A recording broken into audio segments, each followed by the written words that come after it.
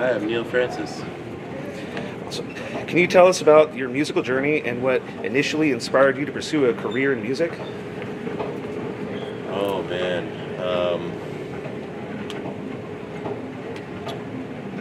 just like my parents. Parents. Yeah, they like you. Just music-loving household, and lots of music around available for me to listen to, and they encouraged lessons for me. Oh, okay. So they were very supportive of you pursuing this career and everything? Yeah. Awesome. That's always good to have a good support system in the family.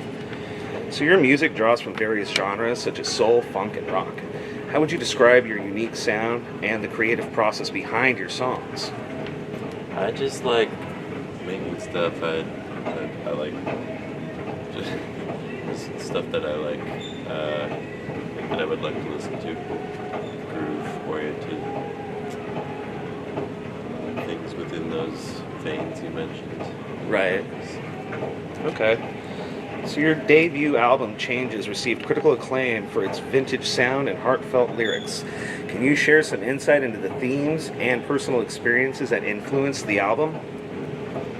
Yeah, well, a lot of those are songs about getting sober and relationship Okay. related stuff.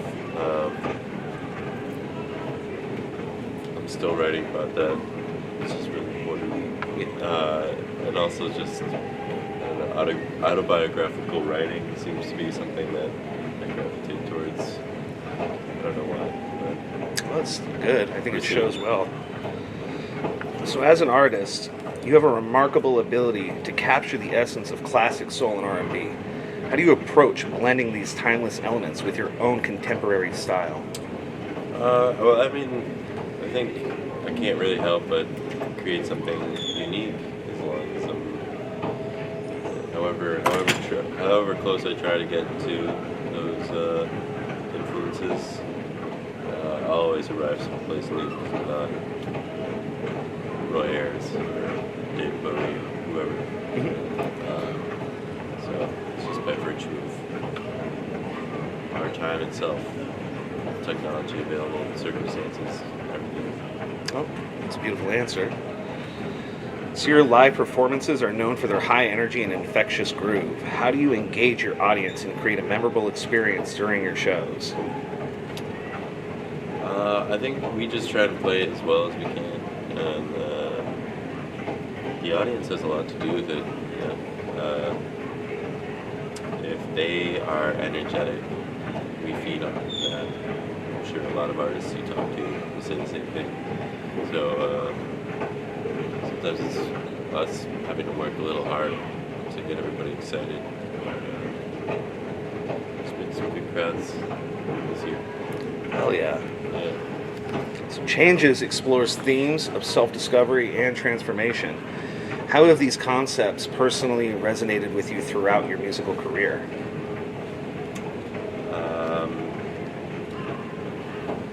Can you repeat that? Yeah, no problem.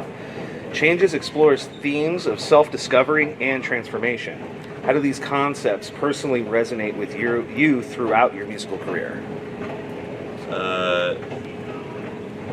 Yeah, I know. I think sometimes when I'm singing these lyrics, they acquire new meaning just based on what I'm going through in the time, and it's a journey, They're all relevant. Right. It's like you write basically reflecting on what's going on with you at that point in time, right? I'd say yes, but then circumstances may change, but the lyrics acquire a different meaning Right, based on what I'm going through. Okay. So it kind of ever changes for you even. Yeah. And your performance kind of shows with that. Yeah, because I'm just still working. I'm chipping away at the same inner defects of character, if you will. Yeah. Okay. So your keyboard skills are exceptional, and your solos often take center stage in your songs. How do you approach improvisation? I can't even say that word for whatever. Yeah, thank you. And incorporating your keyboard skills into your compensations. Jesus, heat is hitting me. Sorry. That's okay. How does the keyboard factor into the composition?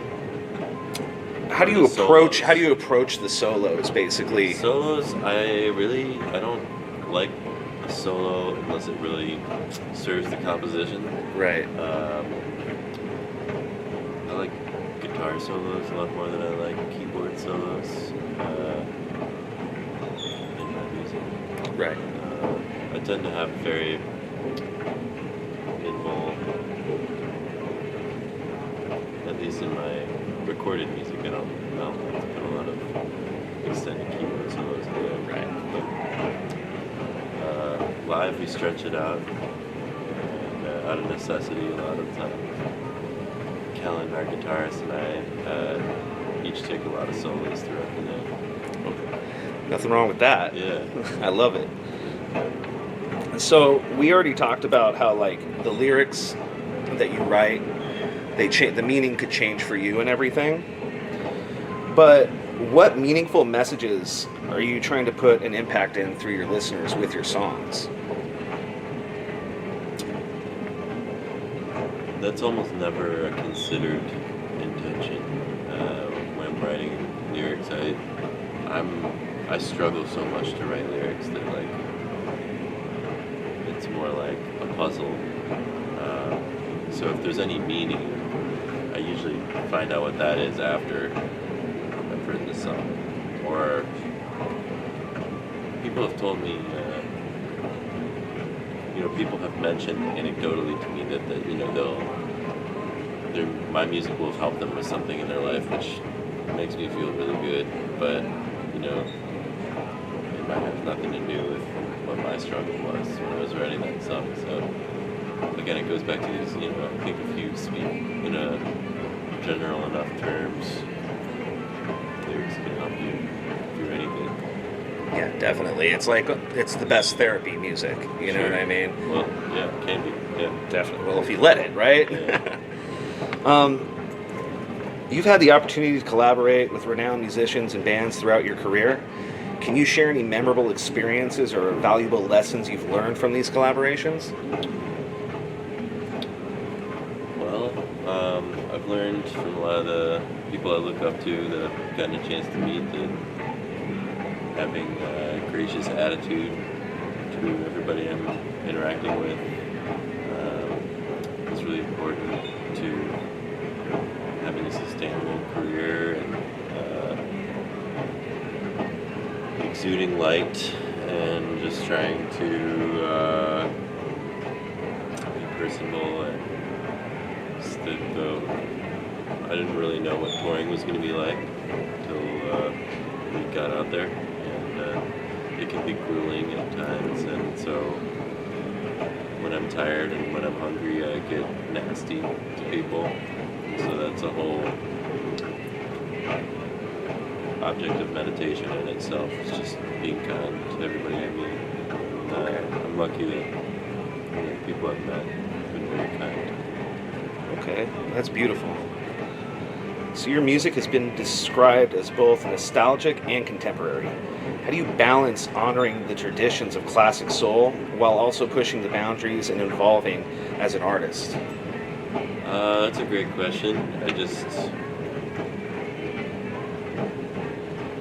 know. It's not really something I can say that is premeditated. It's just something that, for you to say those things about my music is very generous. I just think it's like I'm trying to imitate the stuff I like exactly, and it ends up sounding like me because I'm me, and that's a good thing. It's a beautiful thing. Because why turn on something that sounds like James Brown when you could just listen to James Brown? Yeah. Kendrick Lamar takes James Brown and makes it into,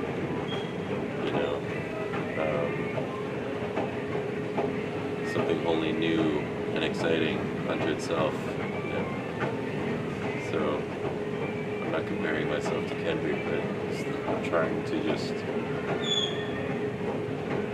use those building blocks for something now. Right. That makes total sense to me. So in an era of digital music consumption, how do you view the importance of maintaining the authenticity of organic nature in live performances and analog recording techniques? Well, digital technology is here and it's efficient and it's capable of making excellent records. 99.9% of records are made that way. Even records that claim to be analog have some digital facet. Like my most recent records were all hybrid projects. I don't really know if it's good or bad. I like working with tape because I like working with it. Right. It's not better. It's certainly costly and inefficient. A lot harder too. Right. Yeah, it's a lot of respect that you even, you know what I mean, do that, really. Well, some people like to paint with oils, some people like to paint with watercolors, some people like to paint with a tablet. Yeah, So, I love it. Great. So, what could fans expect from your upcoming projects? Are there any new directions, creative endeavors you're excited about? Anything you want to share that's coming up? yeah, we're releasing a live record from our performances in Chicago in March. That'll be paired with a film, and we recorded that to tape. I think it sounds really good. I'm really proud of everything involved, and we'll be releasing that piecemeal up until the full record comes out on DSPs and final record later this year. And then I'm writing a lot of new material, and so I hope to record later this year as well for a new studio record. Awesome. And then let's end it with this one.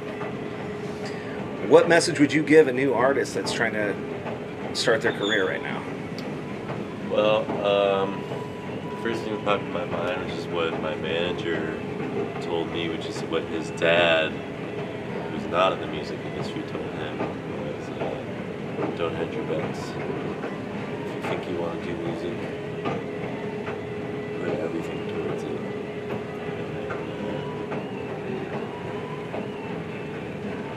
Find someone who believes in you. It's not you to help you with the business, because it is a business if you want to do it for a living. Right. Awesome. Thank you, man. Well, thank you so much, man, for giving me this time and doing this interview and everything for the world, man. Yeah, of course.